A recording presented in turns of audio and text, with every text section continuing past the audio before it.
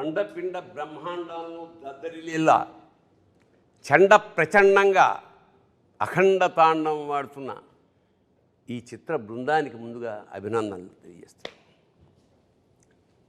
ఒక పరమోత్కృష్టమైన సందేశం మన భారతదేశంలో,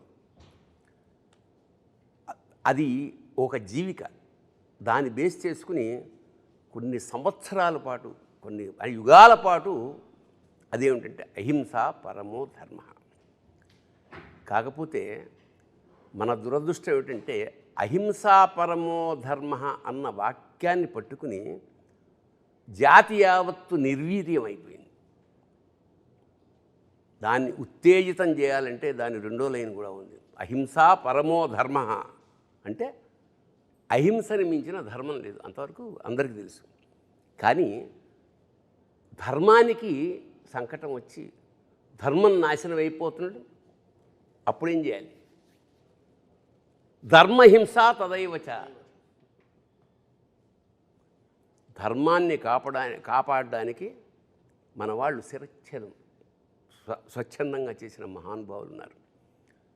సో మనం ఒక సినిమా చూస్తున్నప్పుడు ప్రత్యేకంగా ఈ అఖండలో విశేషం నాకు ఏమనిపించిందంటే,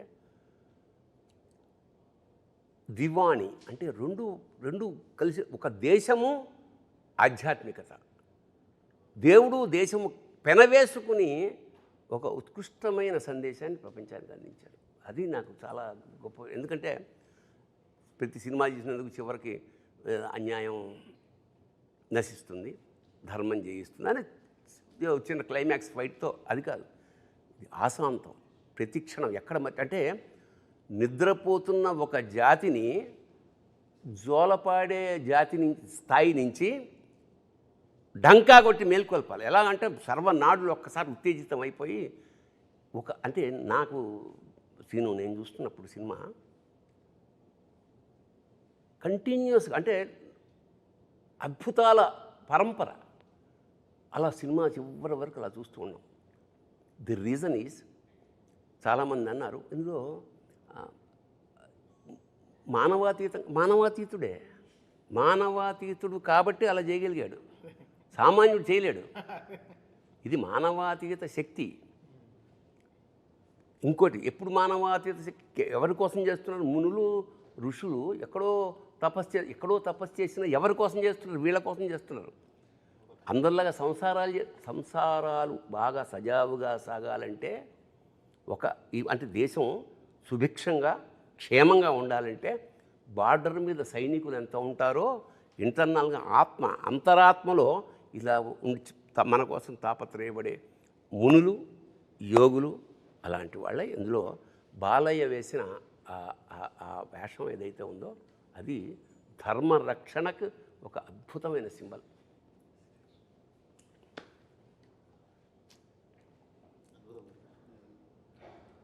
మామూలుగా మనకు అంటారు కదా గురుగారు, ఈశ్వరగం సర్వం అంటారు. అంటే ఈశ్వరుడు లేని చోటు అనేది ఏమీ లేదు, ఈశ్వరుడు అన్ని చోట్ల ఉన్నాడు.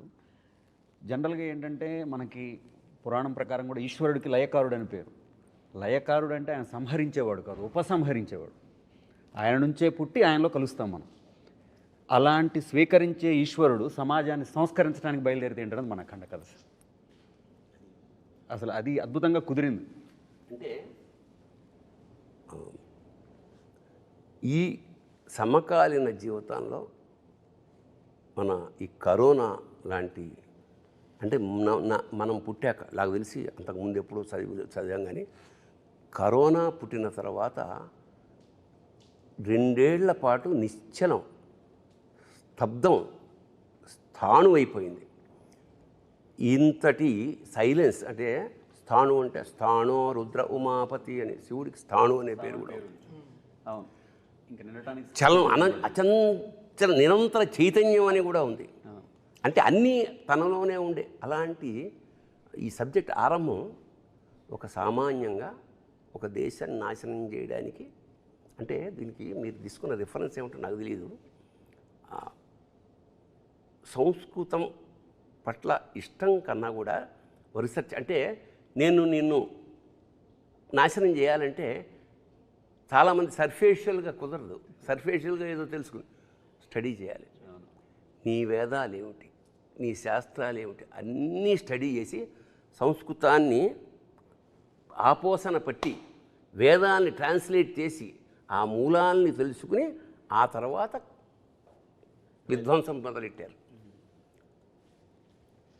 మెకాలే అనుకుంటా కదా, 1835లో మెకాలే అనే ఆంగ్లేయుడు వాళ్ళ సుపీరియర్ బాస్కి రాస్తున్న ఒక లెటర్ తర్వాత ప్రింట్ అయింది.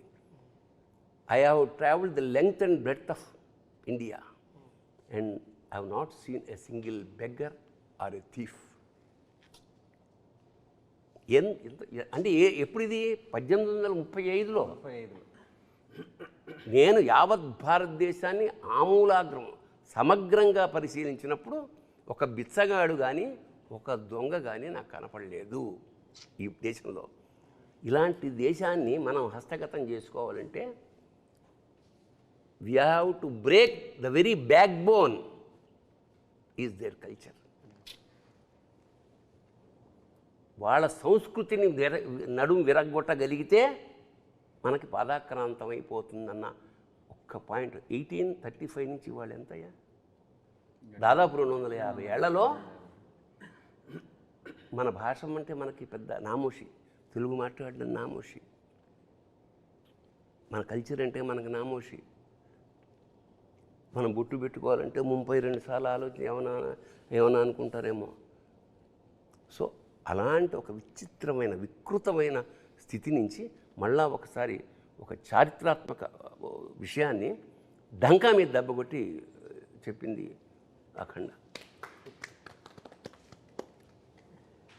ఇక్కడ పైగా మూలం భారతదేశం యొక్క మూలాల్ని దెబ్బకొట్టడం అంటే అదే కల్పవృక్షం. భారతదేశం అన్నదే కల్పవృక్షం ప్రపంచానికి. ఎటువంటి జ్ఞానాన్నైనా ఎటువంటి విషయాన్నైనా చెప్పగలిగినటువంటి కల్పవృక్షము, ఐశ్వర్యాన్ని ప్రసాదించగల భారతదేశం చెట్టు మీద కూర్చొని దాని మూలాన్ని దెబ్బకొట్టడం అంటే అదెంత హాస్యాస్పదం అది.